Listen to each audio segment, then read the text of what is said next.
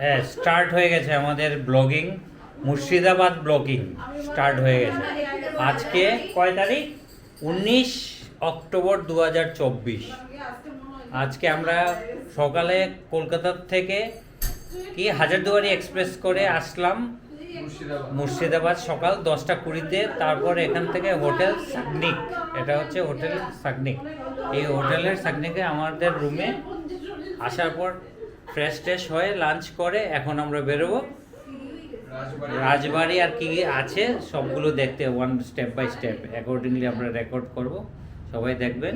এবং এগুলো সব কিছু পরিচালনা করবে আমার এই যে, বলো নাম বলো তোমার কি? আমি জগন্নাথ কংসবণিক। আমি তোমাদের ওরফে শুভ। হ্যাঁ, উর্ফে শুভ। আমি তোমাদেরকে রাজবাড়ি, হাজারদুয়ারি আরো যা কিছু আছে সবকিছু এই ব্লগের মাধ্যমে দেখানোর চেষ্টা করব। আমরা 2 দিনে করব, আজকে করব সারাদিন এবং কালকেও করব। হাজারদুয়ারিটা মোস্ট প্রবলি আগামীকালকে যাব আমরা। আজকে আমরা অন্যান্য জায়গাগুলো দেখে তারপরে প্রথম আমরা রাজবাড়ি যাব। রাজবাড়ি কোনটা? রাজবাড়ি তোমাকে জানতে হবে, ঠিক আছে।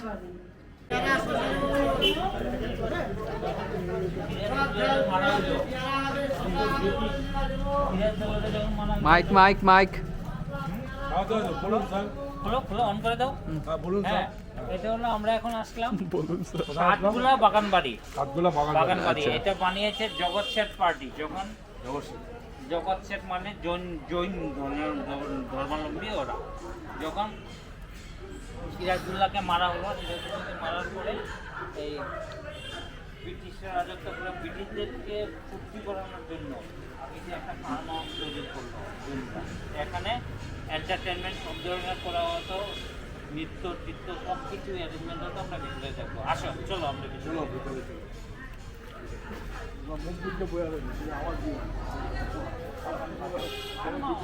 যেটাকে আমরা ফার্ম বলতে বলি, আগের সব ব্রিটিশরা এখানে তখনকার দিনে সেটা কিতা কয়, এক বাইজিরে আনা হয়েছে। বাইজিরে তখন পার ডে তারা রেট কত আছে, 5 লাখ টাকা না কত, 1 লাখ টাকা ইন্ডিয়ার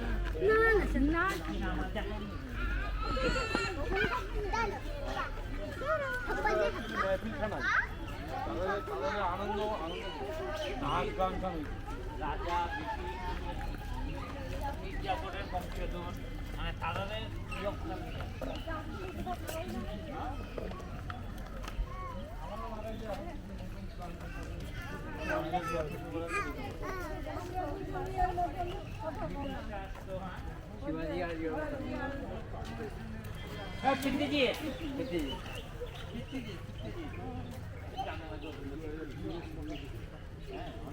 অনেক একটা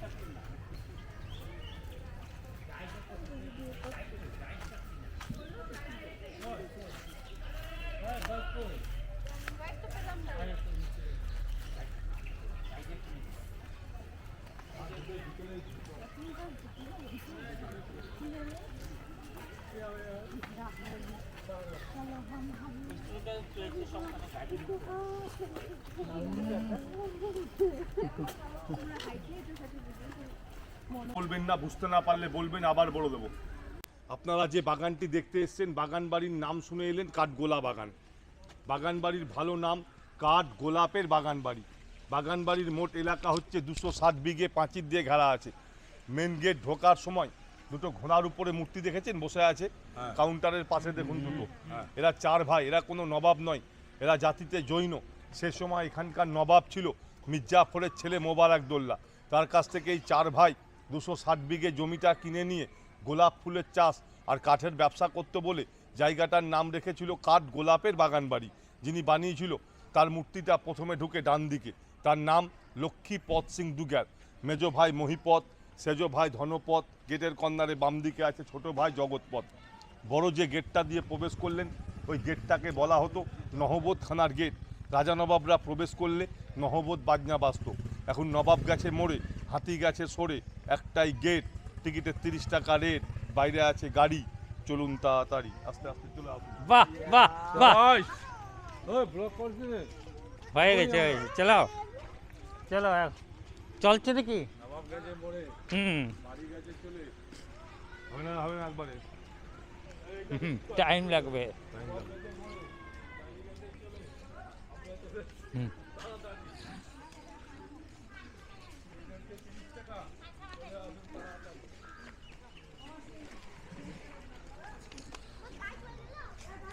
আসুন আসুন।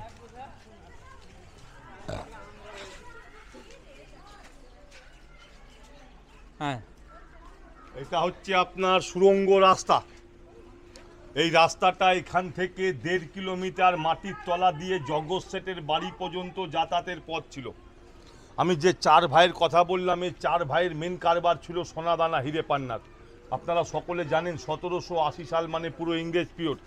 বাংলা, বিহার, উড়িষ্যার রাজধানী ছিল মুর্শিদাবাদ। প্রচুর সম্পদ ছিল মুর্শিদাবাদে। সে সোর্সেই রাজস্থান ছেড়ে ব্যবসা করতে এসেছিল, এই রাস্তা থেকে সাপ্লাই করতো। কিন্তু এখন কি দেখতে পাচ্ছেন, জল। এখানে কোনো রকম জল ছিল না, এটা পুরোটা শুকনো ছিল। আজকে মুর্শিদাবাদ ঘুরতে এসছেন একটাই উদ্দেশ্য, হাজারদুয়ারি দেখবো বলে। অনেকেই জানে হাজারদুয়ারি মানে সিরাজদৌল্লার, ভুল কথা। সিরাজদৌল্লাকে মেরে দেওয়ার 82 বছর পরে হাজারদুয়ারি তৈরি হয়। সিরাজদৌল্লা যে প্যালেসটা বানিয়েছিল তার নাম ছিল হীরা ঝিল। আর জগৎ শেঠের আসল বাড়ি 1847 সালে যখন ভেঙে যায়, এখানে জল প্রবেশ করে। এটা গঙ্গার জল, গঙ্গা বলতে ভাগীরথী নদী। গঙ্গার জল বাড়লে এই রাস্তার জল এখনও বেড়ে যায়, গঙ্গার জল কমলে জল কমে যায়। দুটো ঘর দেখছেন পাথরের, জলের নিচে কিন্তু আরও একটা ঘর আছে, সাইডে একটা গোল কুঁয়ো আছে। ওই কুঁয়োতে জল থাকতো। তৎকালীন কেউ জিজ্ঞেস করলে বলতো এখানে মেয়েরা স্নান করতো। রাজস্থান ঘুরতে গেলে দেখবেন মেয়েদের স্নান করার ঘাট, রাজস্থানের ভাষায় এগুলোকে বাউরি বলা হতো। সুড়ঙ্গ রাস্তা কেউ জানতো না, এখন নামতে দেওয়া হয় না। এই গেট খোলা ছিল, শুটিং হয়, বাচ্চা ছেলে পড়ে মারা যায়, তাই মালিক এখন গেটে মেরেছে তালা। এবার সামনে যাওয়ার পালা, আস্তে আস্তে সামনে। এই বাড়িটি আপনারা ফেরার পথে ঢুকে দেখবেন। এই বাড়িটা হচ্ছে চিড়িয়াখানা। পশ্চিম বাংলার সর্বপ্রথম চিড়িয়াখানা। এটা 150 বছর বন্ধ ছিল, নতুন করে খোলা হয়েছে। এর ভেতরে বিদেশি পাখি, মাছ আছে, কোনো পয়সা লাগবে না। এটা তার গেট, এর ভেতরে ছবি তুলে নেবেন। হুম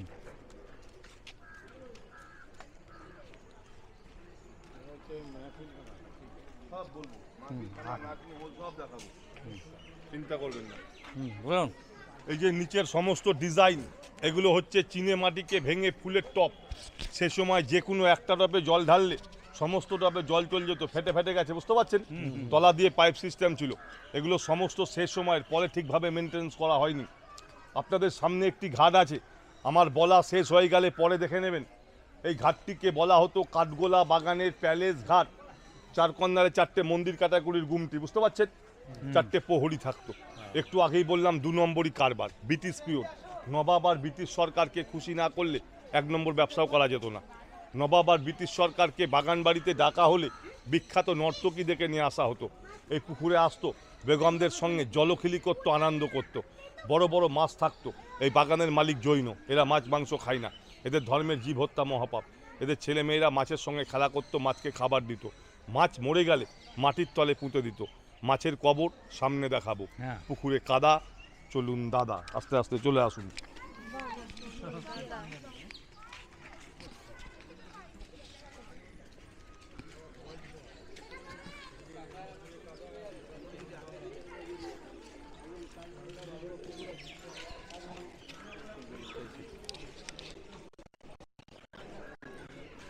ভেতরে ছবি তোলা যাবে না, আমি যেখানে ঢুকবো এবার এটা বন্ধ করুন।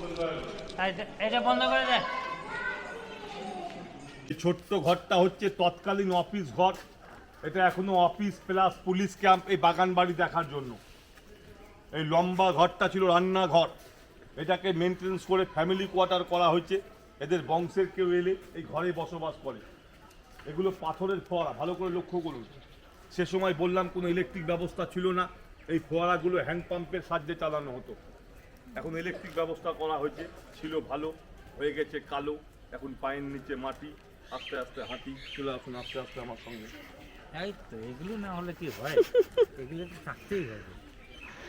ছন্দের আপনার এই জাদুকর। ছন্দগুলো কি সবাই বলে না শুধু আপনি? ভালো লাগে বলে, ভালো লাগে বলে, সবাই জানলে বলি, ভালো লাগলে বলি, সবাই জানেও না। জানো? অনেকেই জানে। হ্যাঁ? এটা কি আপনার তৈরি নিজস্ব? হ্যাঁ, তুমি একটা কম বলে, 3 মধ্যে পড়ি বলে বেশি বলি। হ্যাঁ, কারো টয়লেট পেলে আসবার সময় ওই পাশ দিয়ে রাস্তা আছে, ওই যে দোতলা বাড়িটা, 5 টাকা করে নেয়, পরিষ্কার পরিচ্ছন্ন পাবেন আপনাদের ইচ্ছা। এবার এই যে মাছের সমাধি হয়ে গেলে। আপনাদেরকে আমি যে পুকুরের কথা বললাম, মাছ মরে গেলে খেত না, সামনে দেখছেন মাছের স্ট্যাচু রাখা আছে, এগুলোই মাছের সমাধি। সামনে একটা পুকুর আছে মন্দিরের সামনে, বড় বড় মাছ আছে 8-10 কিলো।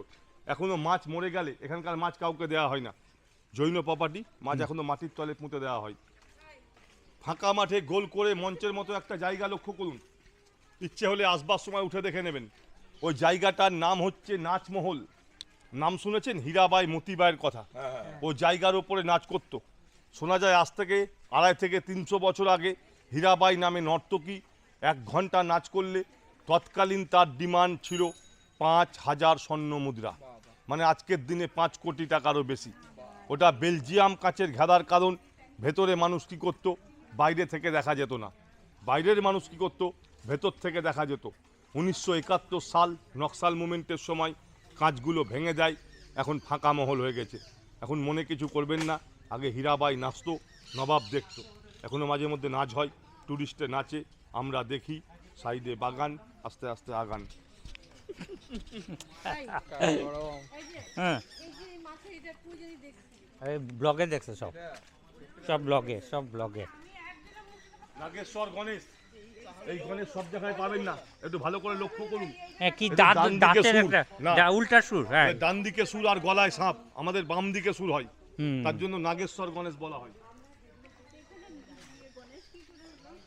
এটা হিন্দু, প্রথমে বলি জৈনদের, জৈন, তুই বুঝতে পারছিস না? এখানে জৈন মন্দির পাবেন। হ্যাঁ, আমার বাম দিকেরটা ইদারা বা কুয়ো, সে সময় কল কম ছিল, এই জল ইউজ করা হতো, এখনো জল আছে প্রচন্ড ডিপ, ওপর দিয়ে ঘেরা হয়েছে, মোটর সিস্টেম করে বাগানে ইউজ করা হয়। আচ্ছা, এই নর্তকী প্রচুর আম হয়। বিক্রি হয়ে গেছে। হয়ে গেছে? হয়ে গেছে। এখন আম দেখতে পাচ্ছেন নাকি গাছে? না না, গাছ শুদ্ধ বিক্রি হয়ে যায় না। 1 বছরের লিজ। বছর লিস, হ্যাঁ, 1 বছরে যা 2 বছর। ওই 1 বছর 2 বছর যে মুর্শিদাবাদে 1 বছর আম বিক্রি হয় না। এই যে জৈন মন্দির। ঠিক আছে, একবার আম হবে, পরের বছর আপনার ক্ষমতা নেই আম ধরে নেবেন, তাই নাকি? তার জন্য 1 বছর আম কেউ নেয় না, ও, 2 যারা বছর। চাষি। 1 বছরকে আচ্ছা সিরা। যারা চাষি হ্যাঁ, 1 বছর কোনো বাগান নেবে না, এই 15 লাখ টাকা 20 লাখ টাকা দিয়ে বাগান নেওয়া। নেবে না 1 বছর, 2 বছর হলে হ্যাঁ, নেবে। 2 বছর নেবে। 1 বছর আর 1 বছর বেকআপ দেয়। ফ্লপ হয়ে গেলে পরের বছর আপনি পাবেন। হুম। এখানে কি আম হয় এগুলো? হিমসাগর, কহিতুল, ল্যাংড়া, আম্রপালি, মল্লিকা, রানী, ভবানী, সাদুল্লা, প্রচুর আম। মুর্শিদাবাদে সবচেয়ে বেশি কোয়ালিটির আম, 108 রকম কোয়ালিটির আম আছে মুর্শিদাবাদে। আপনারা এতটা আইলেন, সবচাইতে ভালো লাগবে মন্দিরটা। মন্দির আপনার ব্যক্তিগত ইচ্ছা, যার ভালো লাগবে যাবেন, যার ভালো লাগবে যাবেন না, আপনাদের ব্যক্তিগত ইচ্ছা। প্রথমে বলেছি এই মন্দির যেতে হয়ে গেলে, আমার বলা শেষ হয়ে গেলে এখানে আমার শেষ হবে, এই পাশ দিয়ে যাবেন, সামনে আমতলা আছে, গেট আছে, জুতো খুলে ভেতরে যেতে হবে। ভেতরটা অবশ্যই ভালো লাগবে, জৈন মন্দির। ভেতরে আছে আদিনাথ, পরেশনাথ, মহাবীরের মূর্তি। মন্দিরের সামনে একটা পুকুর, পদ্ম পুকুর, পদ্ম ফুল নিয়ে সে সময় মন্দিরে পুজো হতো, এখন পদ্মর চাষ উঠে গেছে, কলমি ফুল ফুটে গাঁদা ফুলে পুজো হয়। পেছনে ছোট্ট বাড়ি, এই বাড়িটা হচ্ছে আশ্রম, জৈন ধর্মের শিক্ষা দীক্ষা নেওয়া হতো। জৈনরা বলে দাদা বাড়ি, তাদের যে গুরুদেব, তাদের পদচিহ্ন আছে, প্রত্যেক দিন পুজো হয়। এই গাছটা, এই বাগান বাড়ির সবচেয়ে পুরনো গাছ, অনেকে বলে 150 বছরের বেশি পুরনো। অনেকে জানে আম বা জাম গাছ, এটা আম বা জাম গাছ নয়, চাপা ফুলের গাছ। হ্যাঁ। ওপর চাপা, লাগছে মোটা, ভেতরটা সম্পূর্ণ ফাঁপা। যতজন আছেন একসঙ্গে ঢুকে যাবেন, একটা ঝড় হয়ে মেন ডালটা ভেঙে যায়, জল পড়ে পড়ে ভেতরটা ফাঁপা হয়ে গেছে, এখনও কিন্তু বেঁচে রয়েছে। লক্ষ্য করুন মন্দিরের উপরে পেতল আছে, বুঝতে পারছেন?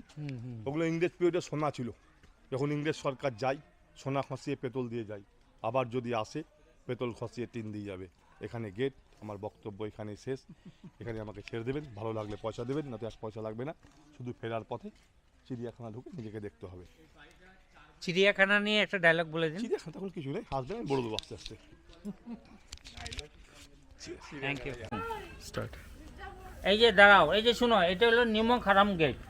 নিমক হারাম গেট হচ্ছে অরিজিনালি মীর জাফরের বাড়ি। মীর জাফর যখন সিরাজদৌল্লার যুদ্ধে যুদ্ধ হয় লর্ড ক্লাইভের সঙ্গে। তখন মির্জাফর সেনাপতি ছিলেন তোমার এই কী বলে সিরাজদৌল্লার। কিন্তু ও তো যুদ্ধে এই পলাশির যুদ্ধে বেইমানি করলো, সেনাপতি হয়ে ও লড়ল না লর্ড ক্লাইভের এগেনস্টে। ও ওর সঙ্গে মিশে সিরাজদৌল্লাকে হারালো। সিরাজদৌল্লা তখন এখান থেকে এসে ও রাজবাড়িতে গিয়ে রাত্রেবেলা 1টার সময় ও পালাতে, ওর ফ্যামিলি নিয়ে পালাতে গেছিলো। তখন একটা ঘাটে, নদীর ঘাটে ওকে ধরে ফেলে 7 দিন পর, পাশের ঘাটে 7 দিন পর ধরে ওকে নিয়ে আসে আবার এইখানে।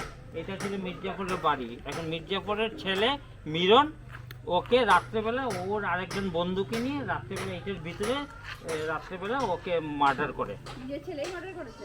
মির্জাফরের ছেলে সিরাজউদ্দৌলাকে, রাজা নবাব সিরাজউদ্দৌলাকে মার্ডার স্বাধীন করেছে। ভারতের শেষ রাজা ছিল, নবাব ছিলেন।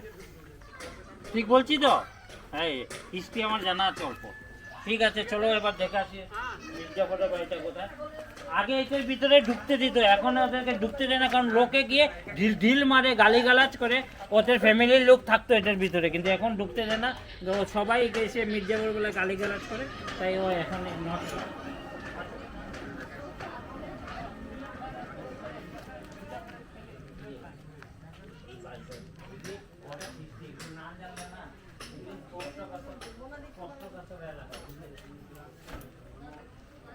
ব্রিটিশ আমলের আগে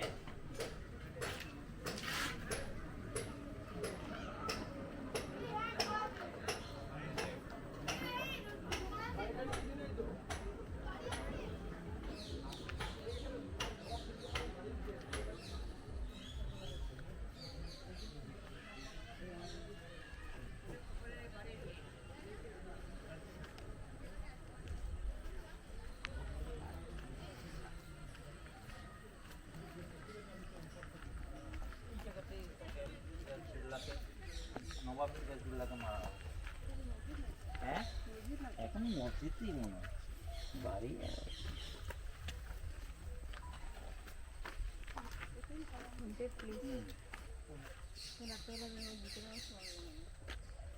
রাত্রিবেলা ও মির্জাফরের ছেলে মিরন, ও মিরনে ওকে ওর বন্ধুকে নিয়ে রাত্রেবেলা মার্ডার করে। একবার রাত্রেবেলা খালি এই